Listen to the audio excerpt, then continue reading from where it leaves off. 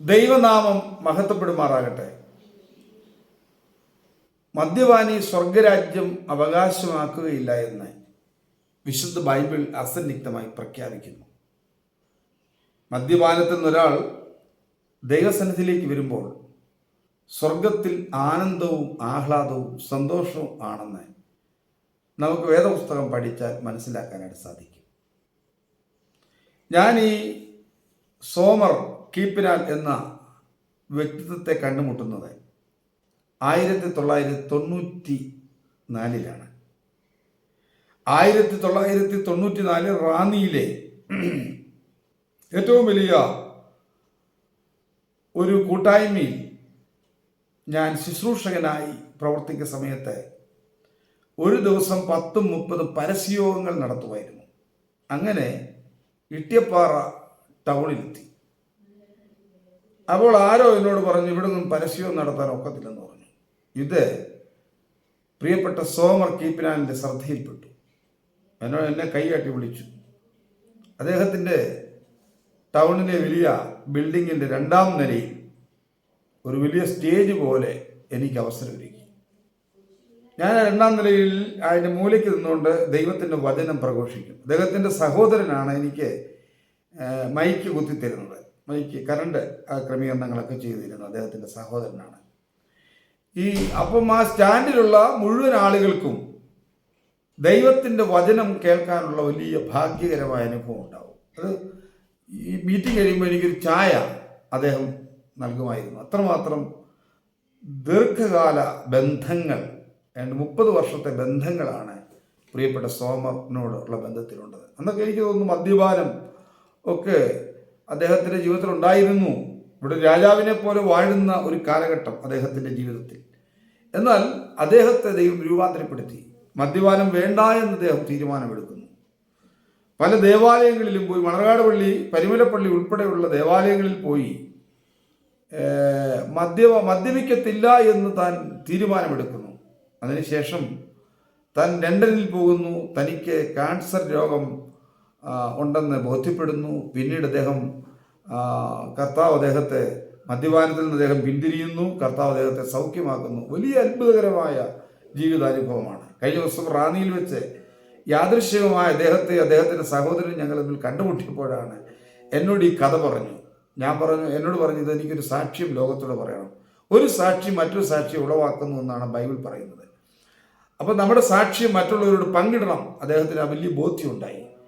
ഞാൻ പറഞ്ഞു, ഞാൻ സഹായിക്കാം, ധൈര്യമായിട്ടേക്ക് പോരെ, എൻ്റെ വീട്ടിലോട്ട് പോരെ എന്ന് പറഞ്ഞു. അങ്ങനെയാണ് രാവിലെ ഞങ്ങൾ തമ്മിൽ സംസാരിച്ചു. ഇവിടെ വരുവാൻ ദൈവം സഹായിച്ചു. പ്രിയപ്പെട്ട സഹോദരായ, അങ്ങയുടെ ജീവിതത്തിൽ ഉണ്ടായ മാറ്റങ്ങൾ ഒന്ന് അനുഭവ സാക്ഷ്യങ്ങൾ ലോകത്തോട് പങ്കിടാമോ? ഞാൻ ഒരു നല്ല മദ്യപാനിയായിരുന്നു. അങ്ങനെ ഒരു ചെറുപ്പകാലം മുതൽ. അപ്പോൾ പല ഡോക്ടർമാർ എന്നോട് പറഞ്ഞിരുന്നു, ലിവർ സിറോസിൻ്റെ ബിഗിനിങ് ആണ്, മദ്യം നിർത്തണമെന്ന് പറഞ്ഞപ്പോൾ ഞാനതൊന്നും ചെവിക്കൊള്ളാതെ വീണ്ടും അടിച്ചു. അങ്ങനെ UK പോകുന്നതിന് മുമ്പായിട്ട് ഞാൻ പറഞ്ഞു, ഞാൻ മദ്യം ഇനി മേലെ തൊടില്ല എന്ന് പറഞ്ഞു. UK പോകുന്നതിന് മുമ്പ് പറഞ്ഞു മദ്യം ഇനി തൊടത്തില്ലെന്ന്. മണർകാട് പള്ളിയിലും പെരുമലപ്പള്ളിയിലൊക്കെ പോയി സത്യം ചെയ്ത് പറഞ്ഞു. അത് കഴിഞ്ഞ് UK ചെന്ന് പിന്നെ ഞാൻ അവിടെ ചെന്ന് മദ്യം കണ്ടപ്പോൾ ഇത് അടിക്കാനുള്ള കാരണം ഉണ്ടാക്കുക. അപ്പോൾ ഞാൻ തന്നെ ഇത് പറയാം, ഞാനിപ്പം UK ഇന്ത്യ വെച്ചാണല്ലോ സത്യം ചെയ്ത് അങ്ങനെ വീണ്ടും അടിച്ചു. അങ്ങനെ അടിച്ച് എല്ലാ പ്രാവശ്യം വരുമ്പോൾ ഞാൻ ലീവിൽ വരുമ്പോൾ LFT നോക്കും. ഇന്ത്യ വെച്ചാണ് ദൈവസന്നിധി തീരുമാനമെടുത്തത്. പക്ഷേ പിന്നെ UK അപ്പോൾ UK ഇന്ത്യ എടുത്ത തീരുമാനം നടപ്പിലാക്കണ്ടല്ലോ എന്ന് ദൈവത്തോടൊരു കുഞ്ഞ് പറയുന്ന പോലെ അങ്ങ് പറഞ്ഞ് സങ്കടം പറഞ്ഞു. പിന്നെ അങ്ങനെ എല്ലാ പ്രാവശ്യം വരുമ്പോൾ LFT എടുക്കുമ്പോൾ എല്ലാം ക്ലിയറാണ്, കറക്റ്റാണ്. അത് കഴിഞ്ഞ് എനിക്ക് കുഴപ്പമൊന്നുമില്ലെന്ന് കണ്ട് പിന്നെ ഞാൻ മദ്യപിക്കാൻ തുടങ്ങി. അങ്ങനെ ലാസ്റ്റിൽ എൻ്റെ ബ്രദറിനെ കൊണ്ട് ഇങ്ങനെ ഒരു 3 കൊല്ലം നമ്മുടെ രാജകീയ ആശുപത്രിയിലെ ബ്രദറിനെ കൊണ്ട് പോയി. അപ്പോൾ ബ്രദർ അവിടെ 10 മണിക്ക് ചെന്ന് ഞങ്ങൾ 2 മണിക്ക് ഉള്ളൂ ഡോക്ടർ അപ്പോയിൻമെൻറ്റ്. അപ്പോൾ അതുവരെ അവിടെ ഇരുന്നപ്പോൾ എൻ്റെ തൊട്ട് മുന്നേ ബോർഡ് കണ്ടു, ഡോക്ടറുടെ ഫിലിപ്പസിൻ്റെ ഡോക്ടർ പേര് മറന്നുപോയി. അപ്പോൾ ഞാൻ പറഞ്ഞ ഈ ഡോക്ടറെ ഒന്ന് കണ്ടേക്കാം, ഞാൻ ഇരിക്കല്ലേ ഏതായാലും. അപ്പം 300 ചീട്ടെടുത്ത് പുള്ളിയെ കണ്ടു. അപ്പോൾ ഡോക്ടർ പറഞ്ഞ ഈ LFT എടുത്തിട്ട് കാര്യമില്ല, അവർ അൾട്രാസൗണ്ട് സ്കാനിങ് ചെയ്യണമെന്ന്. അപ്പോൾ ചെയ്തേക്കാൻ പറഞ്ഞു. അങ്ങനെ ചെയ്തിട്ട് അവർ പെട്ടെന്ന് തന്നെ ബ്രദറിനെ വിളിച്ച് പറഞ്ഞു പുള്ളിക്ക് 12 സെൻറ്റിമീറ്ററുള്ള മുഴ ലിവറിലുണ്ട്, ലിവറിലുണ്ട്, അത് ക്യാൻസറാണ്. അപ്പോൾ ഇമ്മീഡിയറ്റ് ആയിട്ട് ട്രാൻസ്പ്ലാന്റ് ചെയ്തില്ലെങ്കിൽ പുള്ളി 3 മാസം കൂടെ ഇരിക്കില്ല എന്ന് പറഞ്ഞു. 3 മാസത്തെ കൂടെ ജീവിക്കത്തില്ലെന്ന് പറഞ്ഞു. അപ്പോൾ ഞാൻ വിചാരിച്ചു ആശുപത്രിക്കാരെ എനിക്ക് ട്രാൻസ്പ്ലാന്റ് ചെയ്യാനുള്ള പൈസ അടിച്ചു മാറ്റാൻ ആശുപത്രിക്കാരുടെ തന്ത്രമാണെന്ന് ഞാൻ വിചാരിച്ചു. അപ്പോൾ എനിക്ക് കുഴപ്പമൊന്നുമില്ല, പൈസ പോകേണ്ട, ബോഡി ലോസ് വെയിറ്റ് ഇല്ല, ഒന്നുമില്ല. അപ്പോൾ ഞാൻ പിന്നെ എന്തെങ്കിലും ഒരു ഭയന്ന് ഞാൻ ലേക്ക് ഷോറിൽ പോയി. അവിടെ ചെന്നപ്പോൾ അവിടെ ഇത് തന്നെ പറഞ്ഞു, ഇത് തന്നെ പറഞ്ഞു. പിന്നെ അവിടുന്ന് ഞാൻ കരുത്താക്കി വന്നു, മുത്തൂറ്റ് പോയി, എല്ലായിടത്തും തന്നെ പറഞ്ഞു. വീണ്ടും ഞാൻ പിന്നെ ഈ പഴയ ഡോക്ടറെ എടുത്തുമ്പോൾ പറഞ്ഞു നിങ്ങൾക്ക് ട്രാൻസ്പ്ലാന്റ് പറ്റുന്നുണ്ടെങ്കിൽ UK നല്ല ട്രീറ്റ്മെൻറ്റ് കിട്ടും, അങ്ങോട്ട് ഞാൻ എല്ലാം എഴുതി തരാമെന്ന് പറഞ്ഞ് പുള്ളി എഴുതി തന്നു.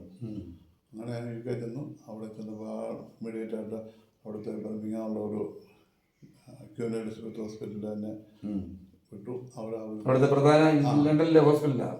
അല്ല, ബർമിങ്ങാമല്ല. അപ്പോൾ അവരെടുത്ത ഡോക്ടറും പറഞ്ഞു ജോർജ് നിനക്ക് സോറി, ഇത് 3rd സ്റ്റേജ് ക്യാൻസറാണ്, നമുക്കൊന്നും ചെയ്യാൻ പറ്റില്ല. അപ്പം ട്രാൻസ്പ്ലാന്റ് അവിടെ പറ്റില്ല, നമുക്ക് 70 വയസ്സായതുകൊണ്ട് പറ്റത്തില്ല. പിന്നെ അത് തന്നെ എന്താ 2 കൊല്ലമൊക്കെ അവിടെ നോക്കിയിരിക്കണം.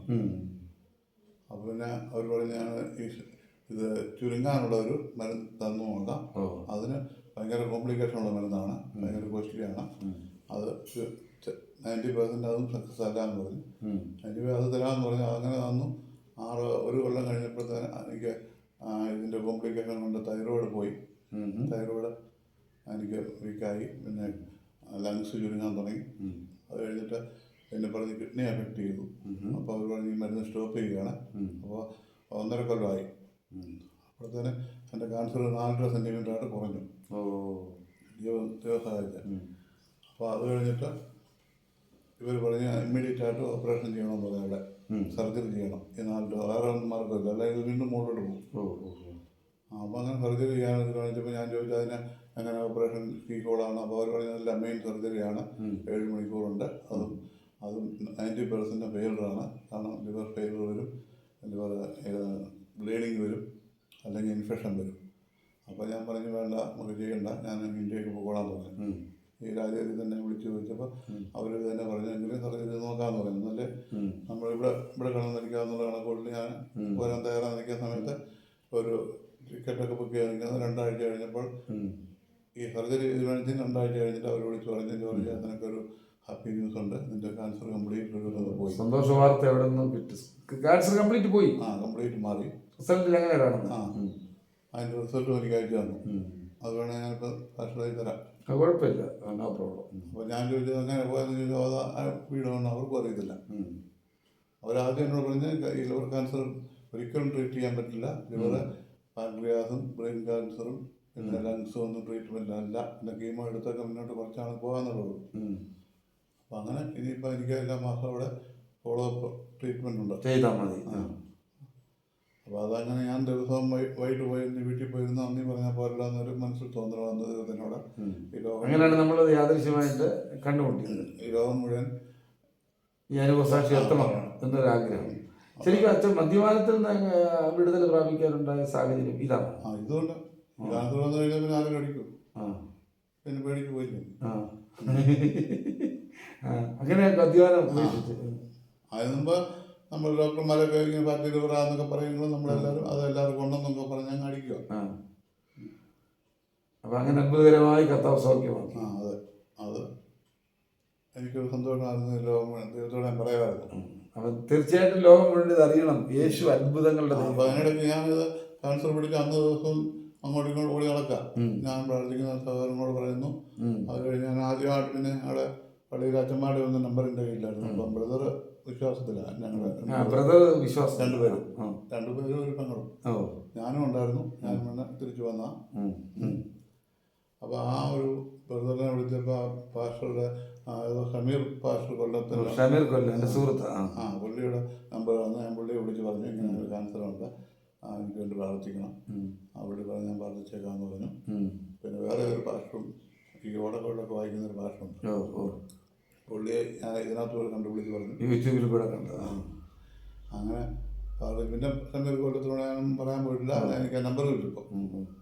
അപ്പോൾ ചുരുക്കി പറഞ്ഞാൽ 2 ദൈവദാസന്മാരുണ്ട്. ഒന്ന് മുസ്ലിം സമുദായത്തിൽ നിന്ന് ക്രിസ്തീയ വിശ്വാസത്തിലേക്ക് വന്ന് അതിനകത്ത് മിഷണറിയായ ഷമീർ കൊല്ലത്തോടും വേറെ ദൈവദാസരോടും പ്രാർത്ഥിക്കണമെന്ന് പറയാനും സാഹചര്യമുണ്ട്. ഏതായാലും കർത്താവ് അനേകരുടെ പ്രാർത്ഥന കേട്ട് സഹോദരനെ ദൈവം സൗഖ്യമാക്കി. അങ്ങനെ മദ്യപാനം ഭാഷ എനിക്കറിയില്ല. ഞാൻ നമ്മള് മരിക്കാൻ പോകാന്നുള്ള കണക്കൂട്ടിൽ നമ്മള് അന്നേരത്തെ ആരോഗ്യം പ്രാർത്ഥിക്കുന്നുള്ളൂ പറഞ്ഞെന്ന് മാത്രമേ. ഞാൻ പുള്ളിയായിട്ട് യാതൊരു ബന്ധവുമില്ല. ഇപ്പോഴും തന്നെ ഗ്രാനായി സമുദായത്തിൽ ഉറച്ചു നിൽക്കുന്ന ആളും കൂടെ.